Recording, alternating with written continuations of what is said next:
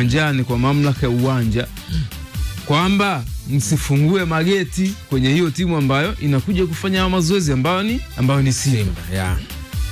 Na baada ya Simba kufika uwanjani, na kweli agizo kutoka juu haijulikani, imetoka kauli kutoka kwa kiongozi wa juu.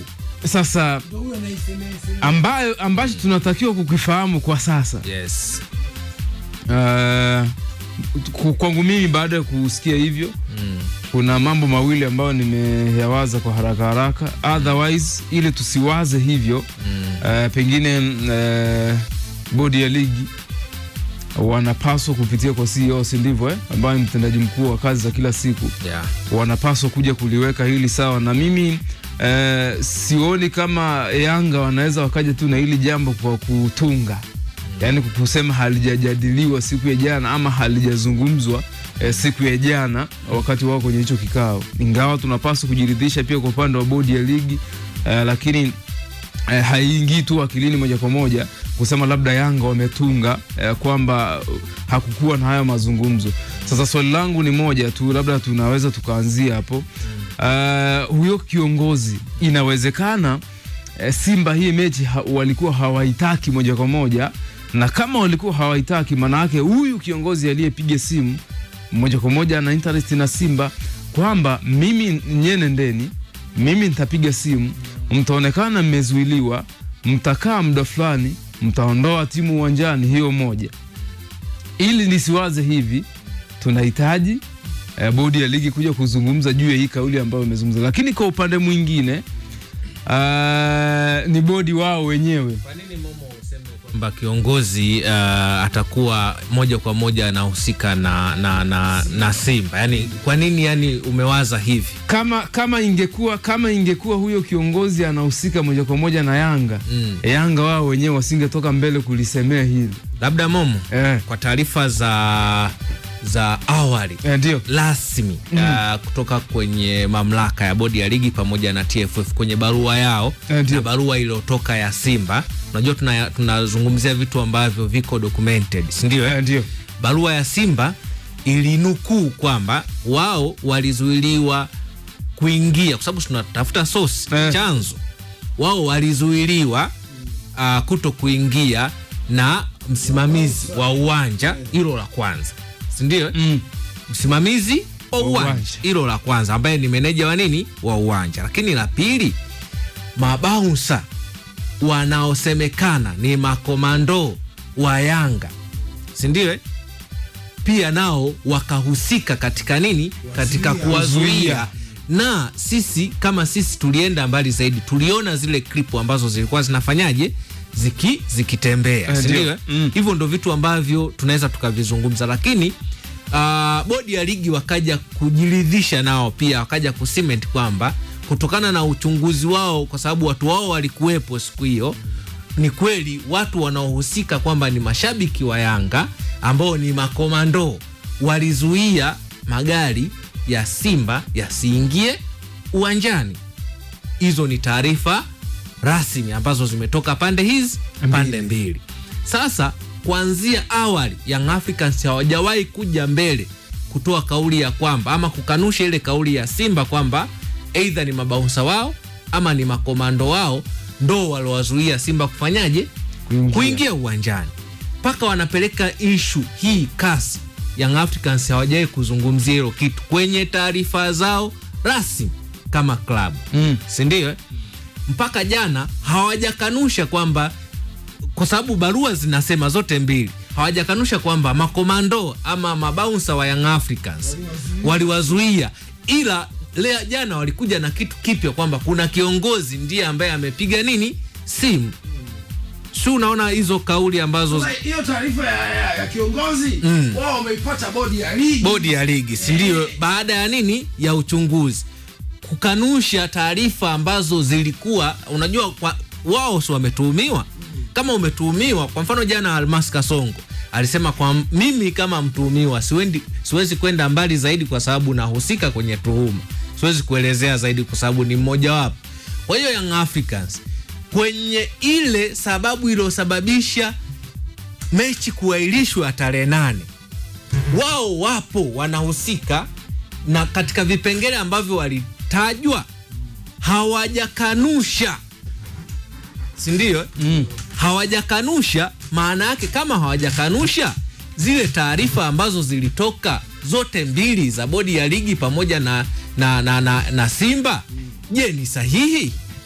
Si ndio? Ndio. Tunatafuta source ama tunatafuta chanzo cha matukio hasa yalivyoanza. Kwa hiyo Young Africans, mimi binafsi, kama walikuwa wanahitaji kitu iende vile ambavyo wanataka, wangekuja kwanza kukanusha kile ambacho bodi ya ligi pamoja na Simba waliwatuhumu nacho. Na Mlajize, yes. Unadhani ni rahisi kwa namna gani kama huyo kiongozi aliyepiga simu anatoka upande wao wa Yanga, wangekuwa wanaendelea kutaka labda bodi ya ligi waje hadharani kumtaja, na hali ya kuwa wanajua kabisa huyo kiongozi kama ikitokea ametajwa akaonekana moja kwa moja na interest na Yanga, wangekuwa wanakazia hilo? Momo, Young Africans kuanzia taarifa zilivyoanza kutoka tarehe 8, si ndio? Ndio. Mpaka sasa hivi pale 7 usiku mpaka sasa hivi wana matamko zaidi ya 5. Na kila tuache kwanza ya matamko kwa sababu Mlanjize iko hivi, kitu ambacho wewe mwandishi wa habari, kitu ambacho shabiki wa mpira, yes, kitu ambacho wadau mbalimbali walichokuwa wanataka, na matakwa ya Yanga ama Yanga walichokuwa wanakihitaji toka mwanzo kabisa wa sakata hili limeanza, ni sababu gani zilizopelekea mechi kuahirishwa? Sasa kupitia siku hiyo ya jana, imetajwa sababu iliyopelekea mechi kutokuwepo ni kiongozi wa juu ambaye alipiga simu, ndiye aliyeharibu kila kitu mechi ya mashinani. Swala sio kuharibu. Kabla hizo barua Yanga sio hawaja makomando kikanuni. TFF na bodi ya ligi wana mamlaka kikanuni kwa kupigiwa simu. Sio ile ilikuwa sio simu ya kuahirisha mechi, sawa? Ile iliyopigwa ni simu ya kuwazuia Simba kutokufanya mazoezi. Kwa nini? Na Momo, mimi na wewe kuangazia wachambuzi kidogo. Yes, simu ilikuwa ni ya kuzuia Simba wasiingie kwenye mazoezi. Walikuja na mbuzi wewe. Walikuja na mbuzi. Hapana, hayo mbuzi.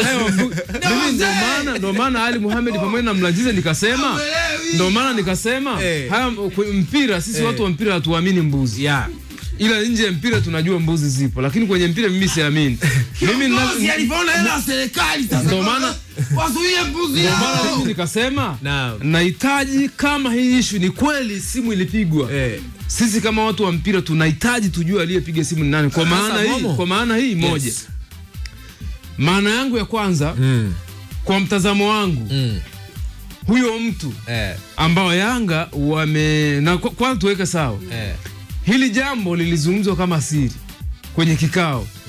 Kama kuna mtu amemsikiza vizuri, alikama wakati anazungumza anasema yeye alifikiri kile walichokizungumza saa 4 za asubuhi kilipaswa kubaki vile vile, lakini wao wameshangaa, wametoka kwenye kikao alafu wanaona tayari sio bodi ya ligi ameanza kuzungumza baadhi ya vile vitu ambavyo Momo, bodi ya ligi walifanya kikao na Young Africans ambao ndo mdau wao wa mpira wa miguu wa kwanza, si ndio?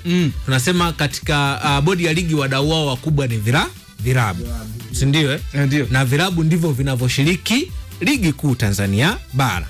Kwa hiyo bodi ya ligi walifanya kikao na Young Africans kwanza, moja, kutokana na vuguvugu sakata linaloendelea, kwa sababu mechi ni tarehe 15, mpaka jana zilikuwa zimebaki siku 6 takribani kwa ajili ya kuendea hiyo mechi, na mechi inamuhusisha Young Africans ambaye ndiye mwenyeji wa mchezo, si ndio? Kwa hiyo bodi ya ligi walichokifanya ni kumuita Young Africans ili kuweza kupata uhakika wa kile ambacho yeye mwenyewe bodi ya ligi anaweza akakifanya kuanzia jana. Kwanza kutafuta reconciliation, tunasema masuluhisho ya pande mbili. Kwa reconciliation ndio ile forward. Yes. Sasa katika kutafuta masuluhisho, ambaye ni mdau wake amekataa, amebaki na msimamo wake kwamba hachezi si ndio? Lakini yeye kama bodi ya ligi mwenye mamlaka na mpira na ligi, yeye msimamo wake naye mechi ya tarehe 15 ipo, si ndio? Kwa hiyo walichokifanya bodi ya ligi kwenda kwenye vyombo vya habari, ukiachana na yale makubaliano yote ambayo wamekubaliana ndani ya vikao kwenye masuluhisho, lakini bado bodi ya ligi wana msimamo wao kwamba mechi tarehe 15 ipo. Lakini kutokana na hayo CEO wa bodi ya ligi akasema Young Africans walikuja na madai yao ambayo mimi mwenyewe binafsi nilikuwa sijui. Kabla hujaendelea mbele zaidi. Yes. Unafikiri wewe na mimi tunapaswa kwenda sehemu? Alafu wewe ukashindwa kwenda hiyo sehemu ambayo tumekubaliana kutokana na vitu ambavyo pia wewe na mimi tunajua ambao vimekukwamisha. Na baada ya kukutana wewe na mimi sasa tunajadili, bwana, hii issue tunafahamu kwamba wewe unashindwa kwenda kwa sababu ABC ambao wewe unazijua na mimi nazijua. Yes. Tumekutana ili tupate suluhisho, tunalimalizaje hichi ambacho tunakijua kinachofanya wewe ushindwe kwenda. Badala tumalizane kwanza, na badala yake tumekutana tukajadili, bwana, kinachoshindikana wewe kwenda si hiki, tushakijua na palipokosea ni hapa. Yes. Tukashindwa tena kuelewana. Ikabidi wewe uendelee na 50 zako na mimi niendelee na 50 zangu. Alafu baadaye sasa mimi ambaye huenda ni sababu ya wewe kushindwa kwenda, ukanisikia tena nazungumza pembeni. Sawa, nazungumza pembeni na hali ya kuwa mimi najua fika kilichofanya wewe ukashindwa kwenda, na wewe unajua, na tumetoka kuzungumza.